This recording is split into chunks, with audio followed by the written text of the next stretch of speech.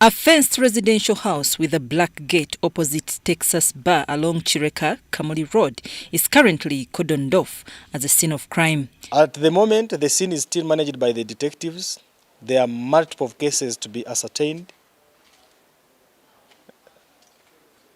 There are so many multiple cases which are being studied, and we believe by the close by the time we are satisfied that the scene is thoroughly analyzed, we shall come with so many other cases ranging from money laundering, illegal trade, illegal entry, illegal stay, being in possession of suspected stolen property, and multiple of them as we shall share with them. This is home to a Chinese and Ugandan national for over 10 years. The place is tightly guarded with dogs and has CCTV cameras.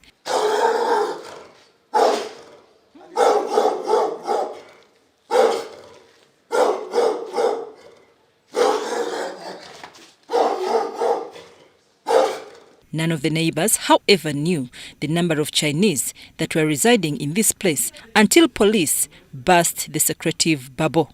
And indeed, we got a cocktail of so many fraudulent suspected transactions that were being done, ranging from suspected stolen property. We were able also to find out that there were the Chinese there inside were keeping 6 tortoises. And of course, it's against the law according to the Wildlife Authority Act. We got when there were some other transactions of export, and yet of course later on we verified and established that these Chinese did not have any work permit. We found out that of the 37 Chinese who were in the premise, 12 of them had expired visas. And these Chinese had started coming in Uganda from October 2019, and the latest case was in February. Now, the scene was managed by our detectives. They got so many things that were criminal in nature. All they needed to do was to verify whether there is evidence to support any suspected crime. And until yesterday, when part of our findings were subjected to the Directorate of Public Prosecution, and some cases were really ascertained that there were crimes committed here. And ultimately they were charged in court, taken to Buganda Road Court. Of course, others were, actually they were all remanded for some offenses, which even some of them pleaded guilty. At the moment, the scene is still managed by the detectives. There are multiple cases to be ascertained.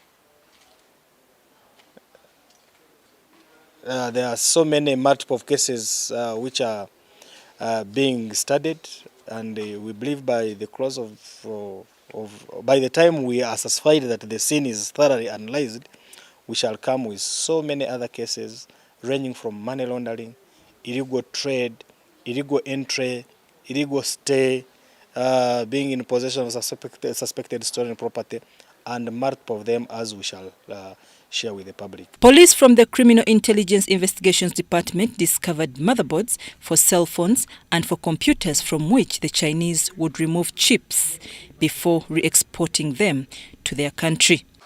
You see, on these tables you are seeing here, by the time we stormed into this building upon getting intelligence, we found all these phones were live on internet. They were all connected to internet, and they were all open to WeChat. WeChat is a Chinese communication channel, I think, like you see WhatsApp in Uganda and whatever.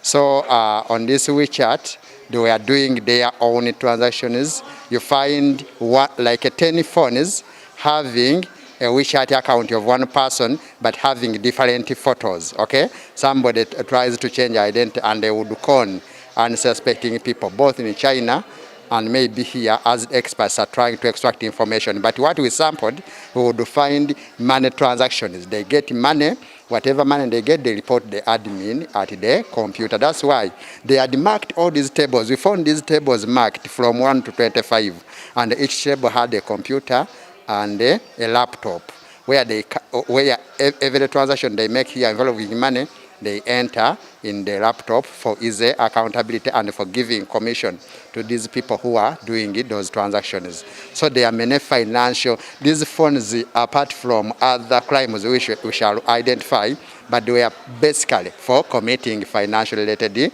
crimes.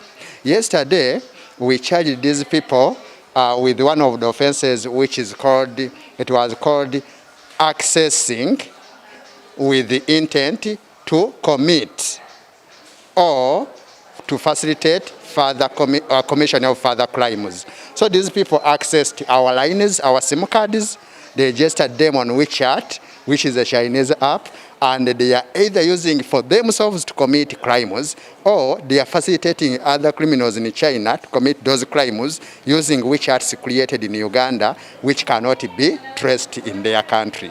And we have all these phones you are seeing here, they have SIM cards in them.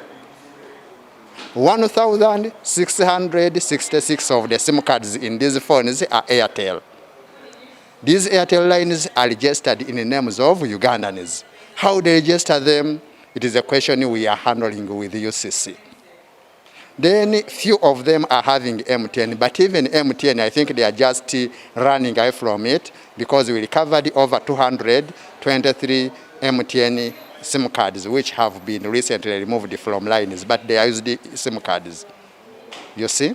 So that means that they have been doing a lot of havoc here, but we are seeing it is facilitated by some negligence somewhere, because how someone can access all those lines, and some of them are in names of Ugandans. It is a question where we appeal to Airtel, where we appeal to MTN to strengthen accessibility to such lines, because some of them are accessed for purposes of commission of crimes. The place is equipped with weighing machines for metals and surrounded with cameras. The business maybe has been masterminded by the landlord of here, who is a Chinese Ugandan, but at the same time he keeps in bringing others. So it is a collection center. Our fear is in Uganda, there is nowhere you can get a ready market for all these motherboards. Yesterday, we charged these people with one of the offenses, which is Chinese were manufacturing almost a disassembling factory here. That's why we charged them for carrying on business without a trading license. The suspects were also in possession of 6 tortoises that were deemed to be illegally kept. It is such a serious offense to have any protected wildlife species without a license, as it attracts the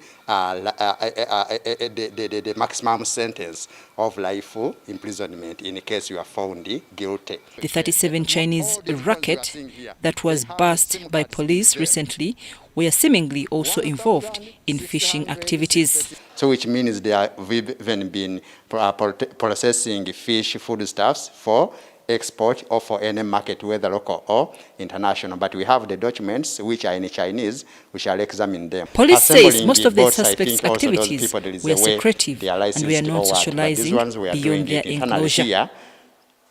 Without any lawful permission. Any SIM cards which have been recently removed from lines, but they are used SIM cards. You see, these people are under concealment. They don't want to move out for happenings, but they do all their social evenings here. And no wonder they had already 6 ladies with them, and whatever fun they wanted, it was always self-contained within their apartment. The suspects were also in possession of Redmi phones believed to have been smuggled into the country. These phones, including iPhones, were reportedly being used to siphon money from unsuspecting fellow Chinese using WeChat, a social network platform created by Chinese. They have SIM cards in them. 1,666 of the SIM cards in these phones are Airtel.